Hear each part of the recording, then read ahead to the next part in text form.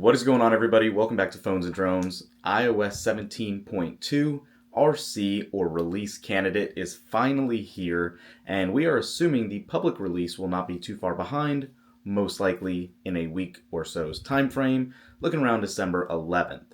Now, having said that, iOS 17.2 had a ton of unexpected small features, and obviously the one big one with the journaling app. I'm going to go ahead and do a quick review of what these features were in this video. We'll take a look at this build number. We'll take a look at the iPhone storage to see if that is still on par with what we expect, and the heating with the update as we traditionally do. So, having said that, if you're watching and on beta 3 or 4, you can now download that RC. The public beta should be available again later today or tomorrow, and then the public release next week. Let's go ahead, jump into this, and see what we find. Okay, as you guys can see here, it does tell us our iPhone has been updated to iOS 17.2, that release candidate version. Let's go ahead and check the temperature on this baby now like we normally do. And what we're looking for is anything under 100, and you can see right off the bat, it was definitely over 100 on the top right corner where usually it gets the hottest. I can tell you just even from picking it up at the beginning, it was running a little warm from these updates. Again, top right corner is the hottest point. You could see that's actually getting really hot. Oh yeah, it's actually burning hot. That's the hottest it's gotten in a while. If you follow the channel, you guys would know we've actually been impressed with the heat management on these updates, but clearly here it is definitely taking a step back. But aside from that, let's just jump into this. iOS 17.2 RC should be the final build. That's going to go public next week, provided there's no issues. It's not uncommon we do get multiple release candidate builds, but as long as everything looks good here, this should be it. So this did come in at 6.39 gigs on our iPhone 15 Pro Max. So again, as you would expect, it is a sizable upload. So just take that in mind. It does take a little bit to install and download. But aside from that, let's check out the build number. And as you can see, iOS 17.2 has a final build number of 21C62. Again, no alpha letter at the end here signifying it's a beta. This is a final build.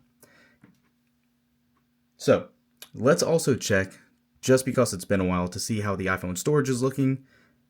And this is still holding as you would anticipate, looking pretty good.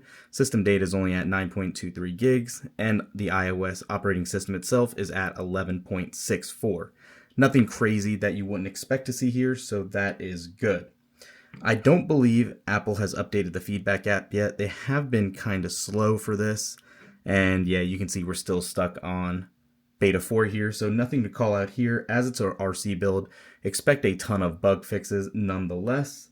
And obviously in this build, our biggest update here is the journal app that everyone's been talking about. As you can see, it's locked. And we got to say, we have been pretty impressed with exactly what it does all entail and how thorough it is with its recommended suggestions. So again, we don't use it personally, but I can see how valuable this would be to have for someone that likes to document everything that they have done or wants to have a somewhat you can call a memory to recall on any of this. Aside from the journaling app itself on 17.2, obviously we got some changes with Apple Music and the collaboration playlists and the favorites changes. Again, I'm not going to spend too much time on that one, but if you go into your music app and you jump into a song, let me actually turn this down. You can see the splash screen for replay 23. Let's just go ahead and jump into a song.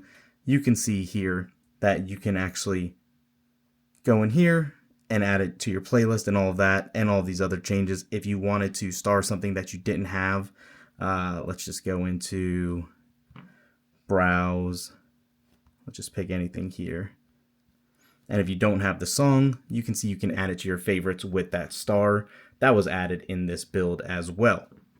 So a couple of cool changes. The collaboration playlist will be pretty neat as well down the line.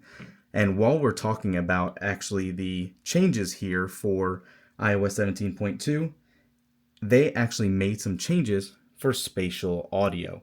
So I'm not going to go through the setup, but actually if you have a pair of headphones connected like we do now and jump into settings and obviously that AirPods app if it wants to show up for me now. Let's see why it's not coming up. Try to relaunch it really quick. Very strange. Okay. As you can see, we're doing this live time with you guys. There they go. If you actually jump down below here into personalized spatial audio, it gives you a total different setup now, where this was your old splash screen. When you want to set it up, it'll give you a side-by-side look. Instead of the Face ID circular way to do it, it'll just actually map out your ears. It does make it a lot easier to actually get that better sound profile. Also, something else that a lot of people are going to like, in settings and sounds and haptic, yes, you can now change the default alert sound and vibration. This has been a requested feature for a while. Glad to see it's finally here. That will actually be a huge improvement of, small quality of life improvement for people that look to change that. Aside from this, also, the battery life, obviously we don't know how it's going to be on this RC build, but what I can tell you, on iOS 17.2 Beta 4, it was not that great for us. It was very up and down. I'm not sure what's going on. I might need to do a solid refresh on this to clear everything out and start from scratch, because some days it's being great, other days I can't get through with a single charge. I haven't been using it heavily at all, so keep that in mind. Yes, notifications are coming through, but not on a scale that we traditionally have had in the past. Nothing should cause this to need to be recharged so frequently like it has been. One of the other changes here, and I don't think it's a big one, but it is, again, that little extra benefit. In the actual settings app as well, if you go to your action button, they have added that translator mode in here as well, and it is pretty neat. It does give you a nice graphic and does work pretty easily. If you actually long press your action button, you can see exactly how it's working here and how quick the translation does take place. So definitely neat. I think it could be beneficial if people are traveling to actually switch it over really quick. That could make a nice different, change for somebody being able to communicate with somebody in a different language that is away from home. In the camera app also here now, in video, as you can see, you have that little Apple Pro logo, and you can actually change it to have spatial video if you want.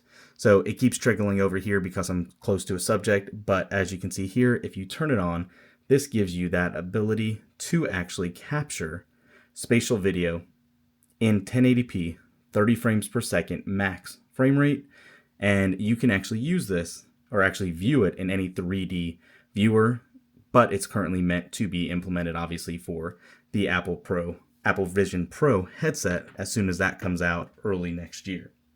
There are some other new widgets in here for the clock and weather. Not going to jump into all of that, but aside from this, that's the main deal of changes. There's a ton of bug fixes and all that along the way. We did just get iOS 17.1.2 last week as well. Hopefully those security features are integrated here.